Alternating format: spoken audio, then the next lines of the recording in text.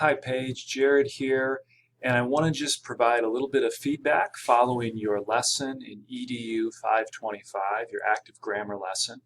And so I've pulled up your lesson plan here. For the most part, you've given me everything that I need. I would encourage you, especially in this direct instruction phase here, since this is taken from the template of the long lesson plan that you'll be completing for each observation that I have, or that I come in for, as well as others. You need a total of 7. My encouragement would be that you would give a little bit more detail in this box. You list the parts of speech and the different grammatical elements that you're going to teach on, but you don't necessarily give us any information about how you're going to go about doing that. And so just providing another sentence or two, making sure that it's complete here. Provide another sentence or two of just description, detail. How is this going to happen? Oh, you're going to be presenting this on the board, and students are going to have a graphic organizer to follow along, or they're going to follow along in their Chromebooks, or whatever the case might be. As you began your lesson, you had us write down a couple of parts of speech, or the parts of a sentence that we had remembered, and because we were following Patrick's presentation, we were able to put down subject predicate or subject verb or whatever the case is. And you say here that my final step, I'll ask students if they would like to share some of the things that they wrote down. And there was a little bit of hesitation from us as teachers to even present that information or share that information. So I quoted you as saying, who wants to share first? And then nobody really volunteered. And so at that point, as a teacher, we're forced to kind of call somebody out who might not be totally comfortable sharing. And so my encouragement for you would be to consider how students are going to share, or to let them know beforehand what exactly the expectations would be, so that we just don't create that kind of awkwardness where you're sort of dependent upon them. But maybe they're not comfortable, and oftentimes it's not even that. It's not the comfort thing, but it's maybe there's some confusion. I think in my mind initially when you asked the question, there's just a little bit of confusion. I thought, oh, parts of speech, I know those. Noun, verb, adjective, adverb. But you were asking for parts of a sentence instead of that. And so then that caused me to kind of stop and think, okay, what are all the parts of a sentence? And which ones do I know and am I comfortable sharing with others?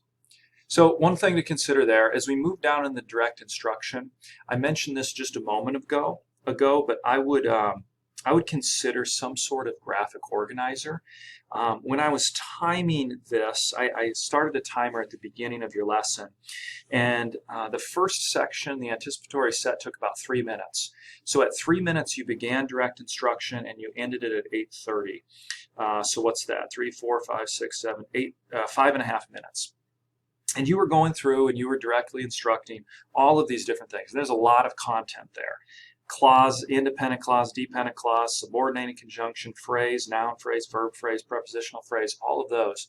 And while as English teachers we probably should be pretty comfortable and familiar with all of those, we weren't. We didn't all necessarily read and study up on that section that you did.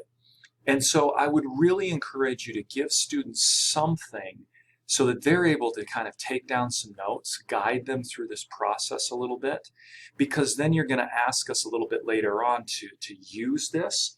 And one of the things that was a challenge even for me was, as we did that activity where we moved around, which was great, it was a good use of movement there, and then as we kind of went through the closure activity without really having any resources to draw from, it's really hard when you went through 6 or 7 different types of grammatical concepts to try to distinguish which one is which. Certainly if we were in the high school classroom, that would be a little bit confusing and difficult for us as well. But I did really appreciate the movement here. I think that broke this up nicely and neatly. And then just 2 other words of encouragement I would have for you. The first would be careful. It's part of the tone that you take when you speak. Sometimes when you're mentioning like work or the next assignment, you almost kind of mumble a little bit about what we're going to do. And I've noticed it a couple of times, and it's sometimes difficult for me to make out clearly what it is you're saying or what it is you're asking us to do. So I would just caution you to be aware of that. And then the second thing, there was some confusion as we kind of got towards the end of the lesson and that closure activity, and confusion on my part, on some of the other students' parts, and perhaps on your part as well, as far as these different phrases or clauses, or what was it that we were looking at? I think it was different types of phrases, and it almost appeared to me like you weren't 100% confident what type of phrase it was, what the correct answer was. And that's okay. That's part of the reason why I selected grammar to be what we teach over.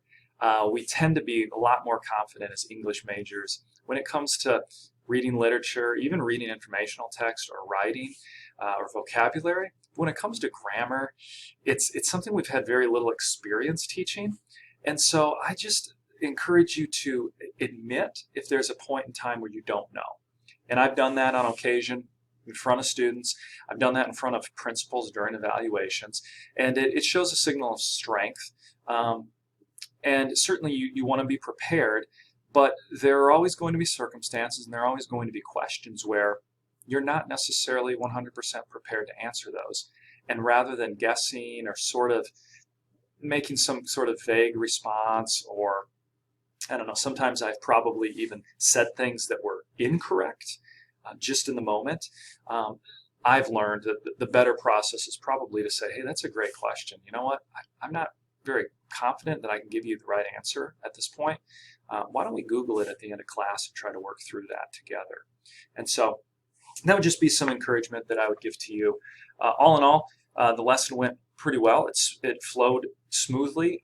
You're a little bit over time in terms of, you mentioned your frame here is 15 minutes and I clocked in at 18. I don't think that's the end of the world, but it is something to consider as you're trying to kind of expand these lessons to fit into 50 minutes. It's one of the things that I remember distinctly early on in teaching as a challenge of trying to figure out, okay, really honestly, how long is this phase going to take? How long is this phase going to take? And so on and so forth. So anyways, good work. It was a pleasure having you in class this semester. I know that I'll see you again soon at Washington High School. Let me know if you have any questions or concerns. Okay, Paige? Take care.